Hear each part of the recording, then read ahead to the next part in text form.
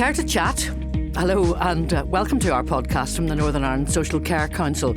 In this series, we're talking to the people who work in social care and social work. What matters to them, how you get into the sector, develop your career. But this time, it's more about what happens next. I'm sure you all watched that great BBC TV series Blue Lights. You remember the scene with Grace and Stevie, the rookie and the experienced cop? They're in the car. So, you had a job before. What was it? Asks Stevie. I was a social worker, Grace replies. Stevie and all the rest of us say, of course you were. Well, Declan Lawn and Adam Patterson are the writers and creators of the series, and Declan's with me now. Hi Declan, good to see you. Hi Wendy, good morning, good to be here. So tell us about Grace. She's fascinating and really one of the characters that jumps out of the series. What's behind her? Yeah, she's the character that I personally feel closest to. I think Grace came first as a character. So there's a producer called Louise Gallagher, originally from Derry, lives in Belfast now. Louise is one of the producers of Blue Lights. And the whole germ of the idea started with Louise because she knew somebody close to her who, aged 41, had left social work to join the police. And she thought that journey was really interesting because of the things that they had to get used to and the way that they had to kind of personally change. So that's where it all started, really. Louise talking to myself and Adam Patterson over coffee about that journey, and we were intrigued by it. So I was intrigued personally by it because not long before, maybe 18 months before, I had left a staff job in the BBC to become a screenwriter. So gone from something that was very known to me and very secure to something that really was quite different and a bit of a risk. So I was kind of instantly attracted to the character of Grace for that reason. But Grace joins the police and she has to get used not just to a different way of working, but a different way of thinking. So one of the central themes of Blue Lights is idealism versus pragmatism. And Grace is an idealist. You know, she believes in outcomes for people, kind of long-term outcomes. She wants to help people. And she goes about her work in quite a holistic way. So if she's called to, you know, a domestic incident or any kind of incident, she tends to kind of get involved with the people, not so much emotionally. Emotionally is the wrong word, but professionally, in the sense that she wants to see a good outcome for them at some point down the line. Now, so she represents idealism. Stevie, who is her tutor constable, who's training her, he represents pragmatism. So he's been in the police for, you know, over 10 years, and he has become a little bit cynical. I mean, he's a nice guy, but his outlook on life is we are there to respond to 8 or 10 calls a day. Our job ends the minute the shift ends, and we shouldn't be seeing those people again or even thinking about those people again unless they call us again in a week or two time. So they have this conflict. I suppose conflict is always the heart of drama. This conflict and outlooks about what policing is. And I suppose traditionally you would expect Grace to just have to learn and to just have to become more like Stevie. But really what happens over the series is actually they meet in the middle. She teaches him something about life and about the way to be and about the way to treat people that he had forgotten. So her social work experience changes him and then kind of bleeds out into the rest of the section. And there's a really crucial line in Blue Lights where she says to Stevie, have you ever thought that there might be a different way of doing this job? And he kind of shrugs and looks away. But like 5 episodes later, he is doing the job in a different way because of her. So really, Grace is the beating heart of the show. And as I say, she intrigues me. She's kind of my she's my favourite character to write, I would say. Did you know much about social workers and social work when you were putting it together? Did you have to learn about that? Maybe about how they go about things? So I was a journalist in BBC Northern Ireland and for Panorama as well for 16 years overall. So I met a lot of social workers in my journalism career because, every time you might be doing, say, like a contentious or a difficult show, particularly about young people, you'd be speaking to their parents and often their social worker. And I was always really blown away by people who did that job, I suppose I was blown away by their capacity to see a lot of pain and a lot of difficult things, and to get up every day and keep going back and keep kind of pushing against the tide. And I was and am really intrigued by it, to kind of to go out there into situations that seem almost impossible and unsolvable, but to be the only person who's there to kind of help. I just find it really, really intriguing. That's who Grace is. She's a helper. And then in the course of research for Blue Lights, I did speak to a couple, actually two cops who, I won't go into too much detail, I don't want to identify them or anything, but who left social work to become police officers later in life. And becoming a police officer a little bit later is not that unusual, actually.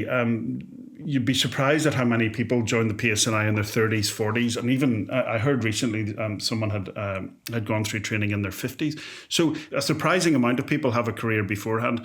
So yeah, I met a couple of people who had been social workers and who had joined the police and who kind of backed up what Louise was saying about you kind of have to change your mindset. And the biggest mindset changes is long-term versus short-term. So I think as a social worker, if you're a caseworker, from what I understand, you are thinking months and years ahead for outcomes for people. Whereas as a police officer, you tend to be thinking hours ahead, just about safety and security and whether or not there's going to be a criminal case here. So that's a massive shift for those people.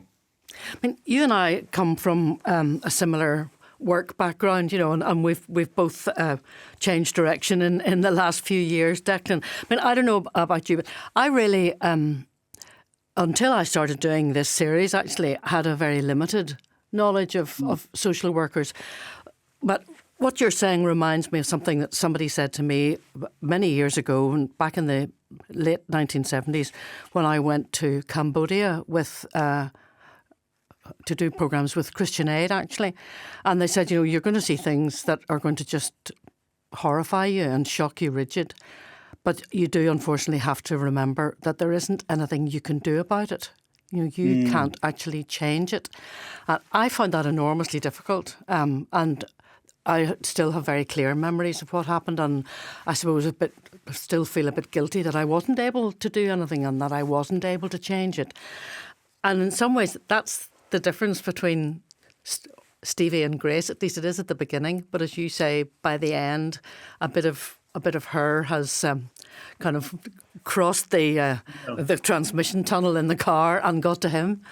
Yes. So in terms of the first thing you were saying there about as a journalist seeing things and not being able to do much about it, I remember somebody said to me once in journalism, really the only people who see a massive cross-section of society are social workers and journalists. I mean, during my journalistic career, you would be sitting in houses where, there was a very difficult situation going on for one reason or another. And there weren't too many other professionals who would be there with families like that, apart from social workers. And then, of course, as a journalist, you could also go to the other extreme and be at, summits and be interviewing politicians and all that kind of stuff. But that phrase always stuck with me. And I think there's something about the job of social work where you're just, and the job of journalism is a bit like that, where you're just constantly exposed to difficult situations, which I think can be quite emotionally draining. But in Blue Lights, Grace has preserved that kind of sense of idealism. And at the heart of it is this idea that if you are a listener, if you listen to people and if you try and identify their problems and even just give them a little bit of yourself, then amazing things can happen. And that is actually the heart of what happens in Blue Lights, where she engages with this woman, Angela, whose son has kind of been co-opted by a criminal gang. And Angela has never in her life had a police officer offer her help. She's dealt with a lot of police officers, but no one has ever said, here's my card, call me if you need me, or I'm going to give you a lift home, or even just the really simple thing of, how are you? No cop has ever done that for Angela. And it's on that the entire series hinges. So because Grace has kind of found a little opening in Angela, everything that happens in episode 6 happens because of that little relationship. You know, Angela ultimately convinces her son to testify against the criminals because Grace has won her trust, and Grace would never have done that had she not been a social worker, and also had she not lived a kind of previous life and been around a bit. Whereas Stevie's approach to police work is, in the beginning, completely different. Like, he's been a cop really, you know, all of his career, and he does not see his job as necessarily connecting with people, either emotionally or professionally. He's just like, I'm here to make sure no one gets hurt. It's all quite admirable. I mean, there's nothing wrong with his approach, essentially. I'm just here to make sure that we preserve law and order, that nobody gets hurt, and then I go home at the end of the day and I walk my dogs and I have a cup of tea and I go to bed, and then they pay me at the end of the month. That he calls himself a bucket man. He's basically just filling a bucket and emptying it all the time. So that Grace's kind of idealism, born of her time in social work, is really at the beating heart of Blue Lights, Series 1, and it will be in Series 2 as well. Oh, well, that's good to hear. I was going to ask you about that in a moment. But one of the things that I must say hadn't really occurred to me before I started talking to and listening to so many people who are involved in social work and social care. And it's interesting that you talk about the listening element of Grace, because I think almost everybody that I've spoken to in this series has talked about how important it is that they listen and are a listening ear for the people that they are dealing with. But one of the things that I didn't realise was that wide range of kind of ability, knowledge, training, everything that goes into someone who is a social worker. I mean, there have been so many people who have said, you know, we could run the world, you know, if we moved on from social work and went into a different field. The qualities that we have and our training enables us to do so many different things that other people can't do. I'd never thought about that, not for a nanosecond, but I would have to say I'm completely convinced now. But look, and that is the story of Grace, isn't it? I mean, she's incredibly perceptive and accomplished, and she's a listener. And because she has those skills, she changes everything in the series. Because she's a social worker, and Stevie initially is a little bit derisory and dismissive of it. He's like, oh yeah, of course you're a social worker. Of course all you want to do is kind of, you know, solve all the world's problems. But in the end, she does. She actually does. So, you know, so clearly the skills she's built up there over those years are kind of fundamental ones. But I totally get that, you know, especially with the listening thing. You try and learn it as a journalist as best you can. But it's different, I think, for social workers. But the essential point is, how many people in life listen to you? Like, not that many. Like, everybody's kind of got their own ideas and agenda. You know, even people close to you, certainly bureaucracies that you engage with.